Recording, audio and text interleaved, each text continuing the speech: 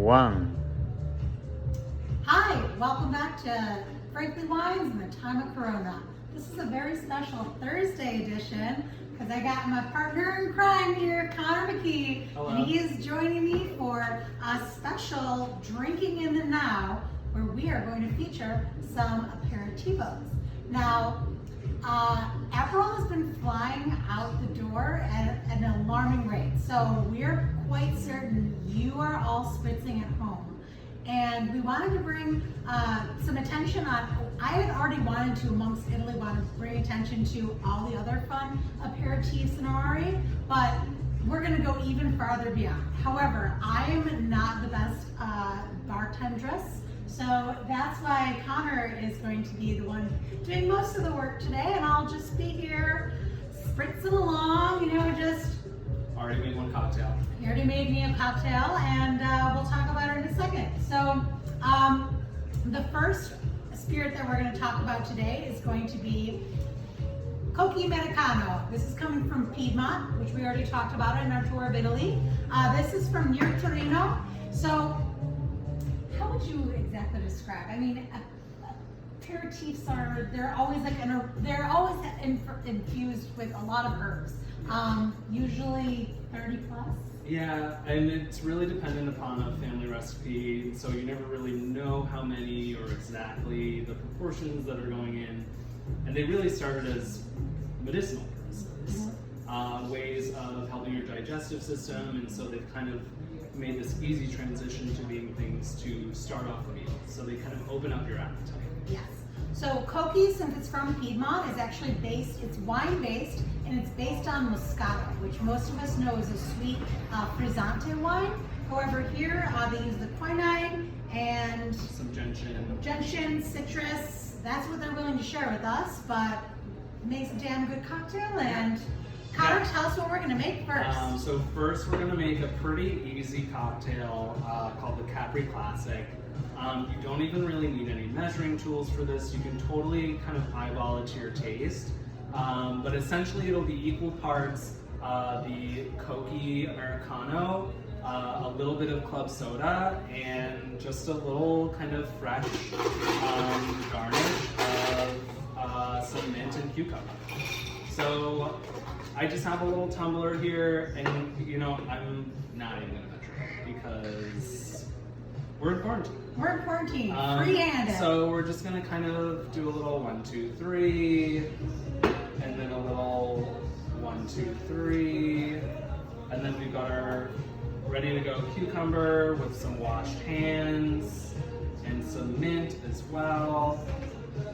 Just wake that up. And we've got a lovely, refreshing 4 o'clock in the afternoon cocktail. Yeah. You get that nice kind of like fresh citrus from the Cocchi, the cucumber and the mint kind of play off it well. It's a really like close out your work day, easy drinking cocktail. Love it. Yeah. Smells great. The mint smells so refreshing and just like I'm already on vacation somehow. All right, so the next aperitif we're going to talk about today is kind of the OG Aperol. This is going to be Cappelletti. Now this is coming from the region that we just talked about, just southwest of Trento. So it's in Trentino Alto Adige. Connor, I feel like you've got such a good spiel. Let them know exactly what Cappelletti is all about. So this is also a wine-based aperitif.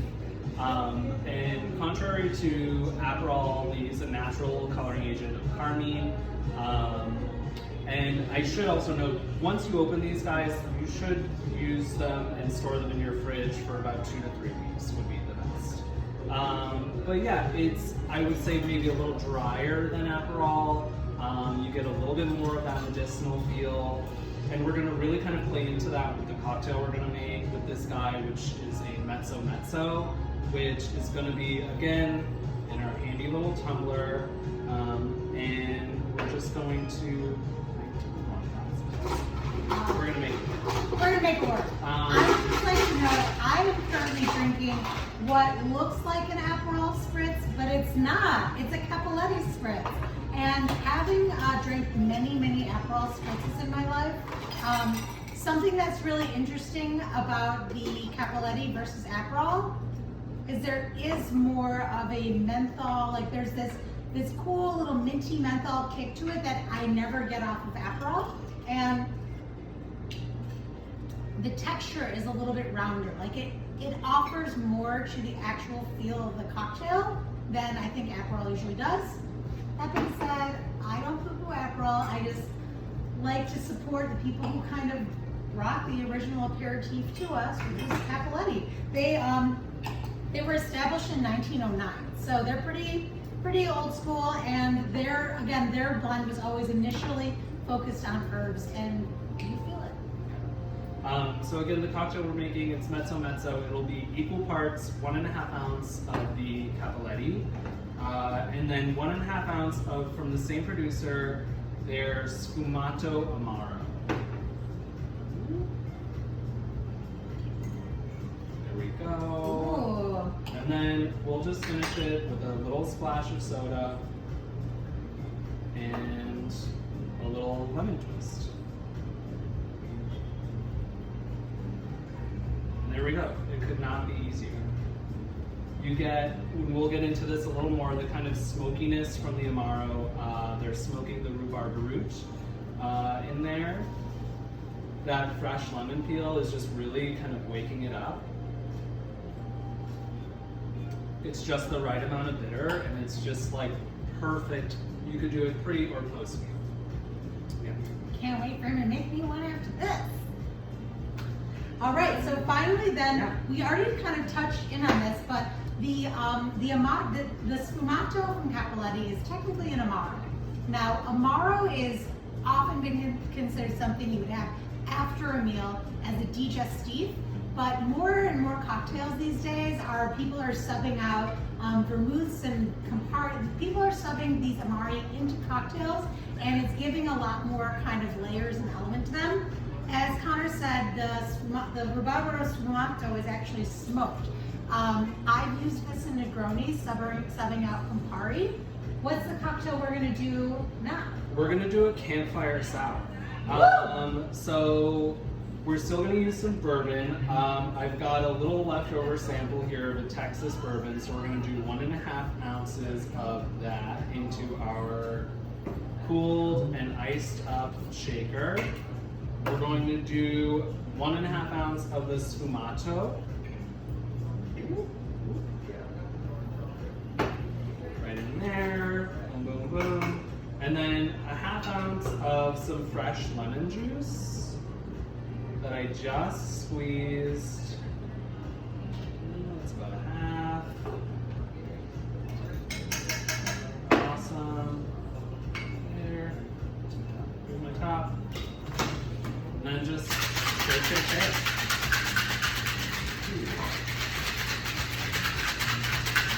Alright, then I'll fill my tumbler.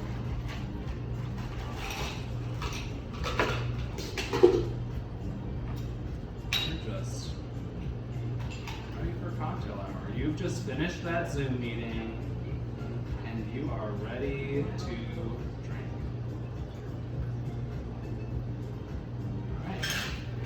And then again, very simple garnish, just a little lemon twist. Do you want to try this one?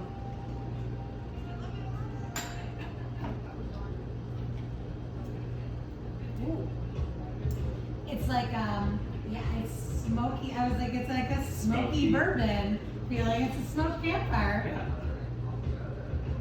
Just imagine like a nice summer night with that by a fire. There is a little bit though.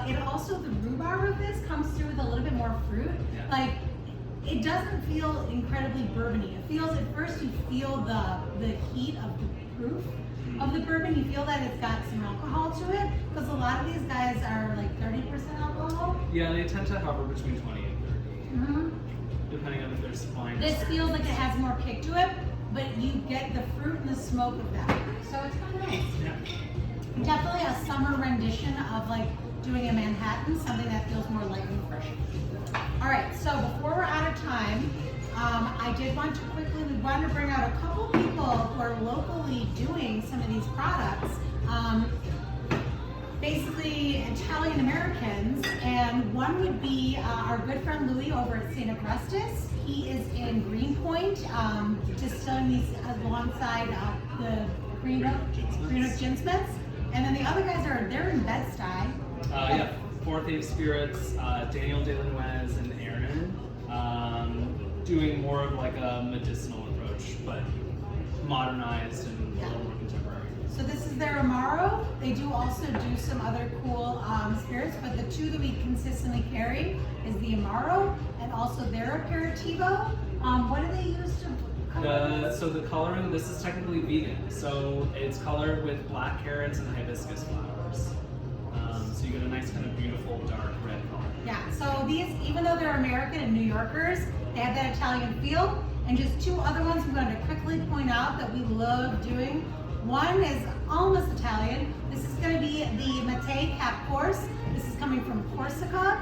The wine base here is going to be Vermentino. I always call it Corsican Lillet. And then the other guy is going to be coming all the way from South Africa. This is Adi Badenhorst Aperitif. So again here, he doesn't disclose, says, 20 plus herbs, doesn't tell you exactly how many. Chenin Blanc is going to be the base here. This is delicious on the rocks.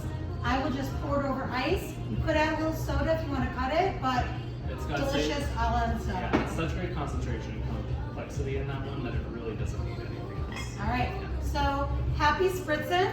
We'll see you on Tuesday to do the Veneto. Ciao. Ciao. How many minutes?